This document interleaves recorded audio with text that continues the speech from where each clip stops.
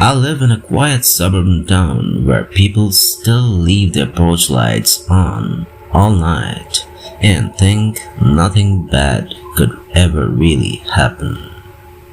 It's the kind of place where everyone recognizes each other's cars and kids still ride bikes after dark. Back in the summer of 2018, I worked late shifts at a local restaurant, and whenever I got off work stressed or restless, I would usually walk through the nearby park to clear my head before going home. That Friday night felt normal at first. The sun had gone down maybe an hour earlier, and the park was mostly empty except for a few distant voices and the occasional dog walker. The streetlights cast weak yellow pools across the walking path, but most of the trail disappeared beneath heavy trees and shadows. I remember noticing how still everything felt. Too still. I had my headphones in at low volume and started walking the main trail like I always did. At first, nothing seemed unusual. A couple sat near the fountain talking quietly. Someone jogged past me going the opposite direction. It felt peaceful. Then I noticed a man sitting alone on a bench just off the trail. He was wearing a dark hoodie with the hood pulled over his head even though the weather was warm. At first, I didn't think much of it. People sat around the park all the time, but when I walked past him, I realized he was staring directly at me, not casually looking, staring. He didn't glance away when I noticed him.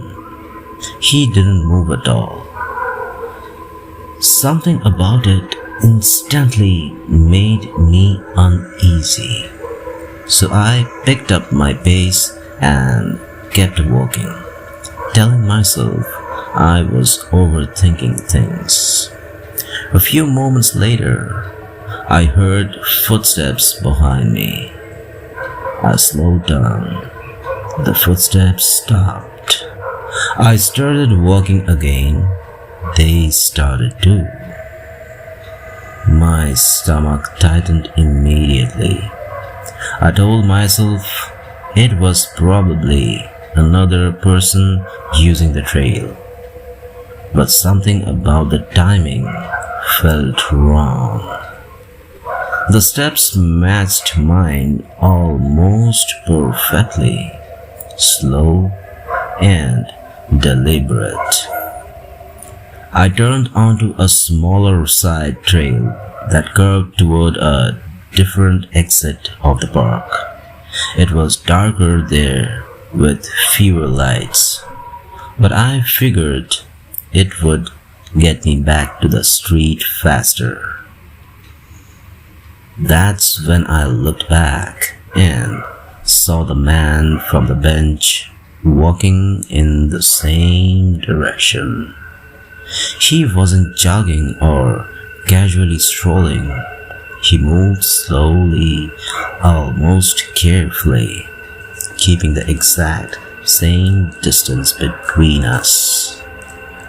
I pulled out my phone and pretended to answer a call, hoping he'd back off if he thought someone was listening. He didn't react at all. I started walking faster, so did he. At that point, panic started setting in. I broke into a jog and heard his footsteps immediately speed up behind me, not running full speed, just enough to keep pace. Every instinct in my body screamed at me to get out of the park. I sprinted towards the nearest street exit, heart pounding so hard I could hear it over my music. Behind me, the footsteps stayed perfectly consistent. When I finally reached the sidewalk near the road, I turned around. The man had stopped just inside the tree line. He stood motionless in the darkness beneath the branches, his hood hiding his face completely. Even from that distance, I could feel him watching me. I ran all the way home. My hands shook so badly that I dropped my keys trying to unlock my apartment door. Once inside, I kept checking through the blinds, expecting to see someone standing outside. For days afterward, I convinced myself I had imagined most of it. Maybe he was just another guy walking through the park. Maybe I had panicked for no reason. But I couldn't shake the feeling. A few days later, I went back during daylight hours, hoping to prove to myself the place was safe. Everything looked normal again until I passed the same bench where I had first seen him. Something had been carved into the wood. The scratches looked rushed and uneven, almost impossible to read, like someone had tried to write words and then purposely ruined them. I stood there staring at it with this awful feeling in my chest before taking a quick photo and walking away. After that, I stopped going to the park at night completely. Still, strange things kept happening around the neighborhood.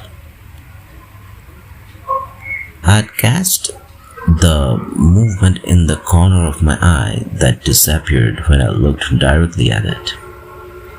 Sometimes I noticed unfamiliar cars parked near my building for hours at a time. Occasionally, while walking home, I would get the overwhelming feeling that someone was behind me even when the street was empty. About 2 weeks later, I decided to go jogging again before sunset. I stayed on the main roads and avoided the park itself entirely. As I passed the edge of the park entrance, I froze. Standing just inside the trees was a figure in a hoodie. Same height, same build. Watching. He didn't move at all. He simply stood there beneath the shadows like he had been waiting. I forced myself to keep walking without running, but every nerve in my body was screaming. The second I reached my car, I locked the doors and sped away, constantly checking my mirrors. I never saw him again after that. At least, not clearly. But even now, years later, whenever I drive past that park, I sometimes think I see someone standing near the trees watching the road. I never stop long enough to find out. And late at night, every now and then, I still hear footsteps outside my apartment window. Slow, measured, just far enough away to make me question whether they're real at all. The second incident happened less than a day ago, and honestly, I still haven't fully processed it. A group of 5 friends and I had gone to a popular public park in our city known as the Overlook because it had a clear nighttime view of downtown and the nearby college campus. It was around 11 p.m. and we planned on doing nothing more than hanging out and talking for a while. At some point, one of my friends mentioned he had Roman candles in his trunk and suggested we light them off somewhere secluded.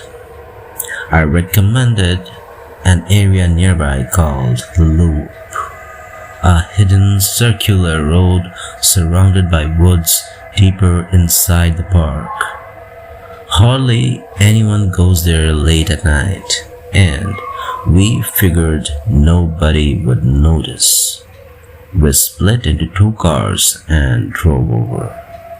Even before we got there, the place felt off. The road leading into the loop curved through the thick trees, and once you entered, the woods completely blocked it from the outside world. We noticed several parked vehicles scattered around the cul-de-sac with all the lights turned off. At first, we ignored it. Then, one of the trucks suddenly started moving. Its headlights were still off as it slowly rolled toward the entrance before abruptly turning around and heading directly towards us. Every one of us noticed how strange that was. We ducked behind a line of trees while the truck crept past. It circled the loop once, stopped suddenly near the exit, then made another sharp U-turn. That's when the mood completely changed. Something felt seriously wrong. One of my friends somehow thought it was still a good idea to light a Roman candle, and sparks exploded through the air. The truck instantly switched on its headlights. Then it started driving towards us, slowly. We bolted into the woods without even speaking. The truck jumped the curb and drove across the grass directly towards the tree line while someone inside laid on the horn. Bright high beams flooded through the woods behind us as we sprinted downhill through thick bush and tall grass. Within seconds, we got separated. I ended up with 2 friends hiding in a shallow ditch beneath heavy bushes, while flashlights moved through the woods above us. Then we heard voices. More vehicle engines started nearby, and suddenly additional headlights switched on around the loop. Whoever these people were, there were several of them. Two men climbed down into the woods carrying flashlights and searching between the trees. We stayed completely still. One of my friends was partially exposed beside me, and I genuinely thought they were about to spot us. For nearly 15 minutes, nobody moved. We could hear footsteps above us and branches snapping nearby while the search continued. At one point, we saw the truck finally drive back onto the road and leave the grass area.